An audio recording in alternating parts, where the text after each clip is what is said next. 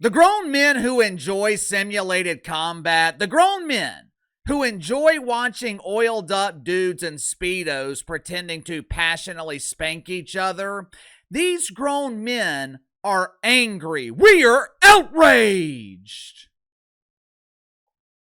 Yesterday, ESPN and the WWE announced their new partnership. Starting next year, ESPN will be the exclusive home to something called WWE PLEs. Apparently, these are the big events each month in the WWE. WrestleMania, SummerSlam, Elimination Chamber, where dudes are locked inside of some device and they spank each other with chain link fence.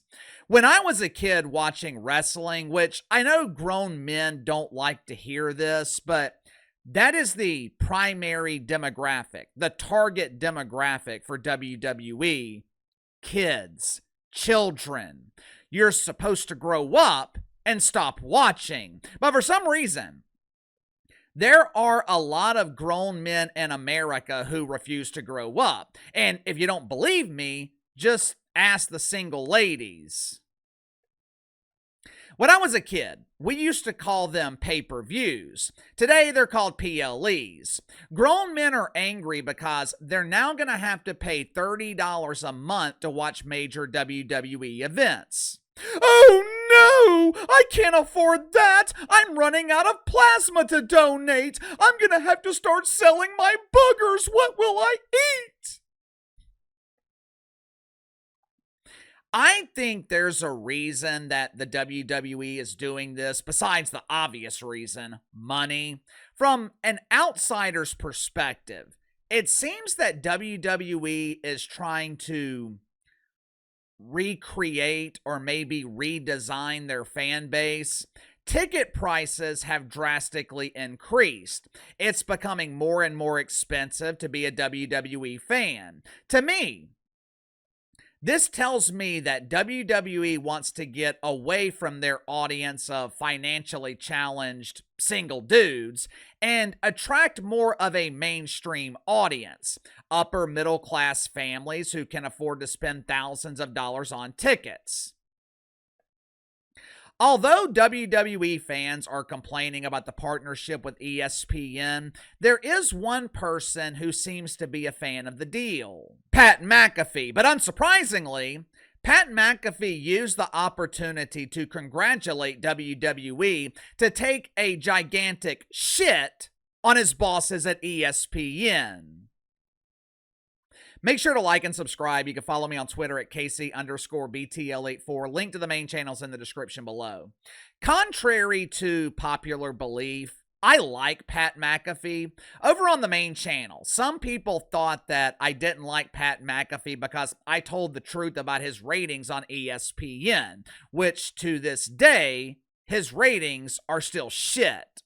When he initially signed with ESPN, I thought it was a mistake because Pat McAfee really doesn't fit the network.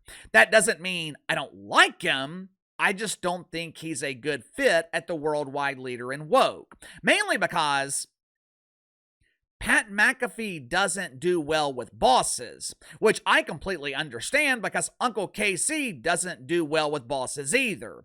Neither one of us do well when other people are telling us what to do. Over the last couple of years, Pat McAfee has been highly critical of management at ESPN. He's criticized management for leaking information about his show. His most high-profile criticism was a former ESPN executive, Norby Williamson. Patrick did not like Norb. He accused him of being a rat, accused Norb of sabotaging his show. Pat McAfee ended up winning that war because Norby Williamson got fired, or he quit. Either way, he's no longer an executive at the worldwide leader in woke. Yesterday, Pat McAfee congratulated WWE and took the opportunity to criticize ESPN. Check it out for yourself. Now, this is what I like about Pat McAfee. He's not afraid to call out the wanker spankers. He's not afraid to call out the useless suits at ESPN who think they know what they're doing. Pat McAfee might not be a draw on linear television. Since he's been on ESPN, he has consistently lost half of Stephen A. Smith's audience. He averages around 250,000 viewers, which is absolutely atrocious. But Pat McAfee is a massive draw for ESPN digitally. He knows he has power. He knows he provides value. And he uses that power to call out management at ESPN. Pat McAfee knows that he can do and say things that other people can't get away with.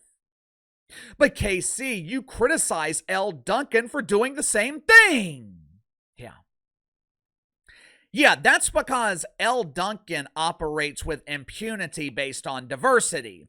L. Duncan is allowed to get away with things based on her marginalized status. I have no respect for that. But Pat McAfee, Stephen A. Smith, guys who have earned their status, people who have earned their privilege, I respect it. The difference, though, between Pat McAfee and Stephen A. Smith, Patrick is willing to cross lines that Stevie just isn't willing to cross. Historically, ESPN doesn't appreciate that. I've always had my doubts that Pat McAfee would survive long-term at ESPN, mainly because he's spent his entire media career jumping around. But I question if Pat McAfee is truly happy at ESPN. I question if he is truly satisfied. When people are satisfied at work, they have a tendency not to complain about management, which makes me wonder how long Pat McAfee will remain at ESPN. Sound off in the comments below. I'll see you guys on the main channel.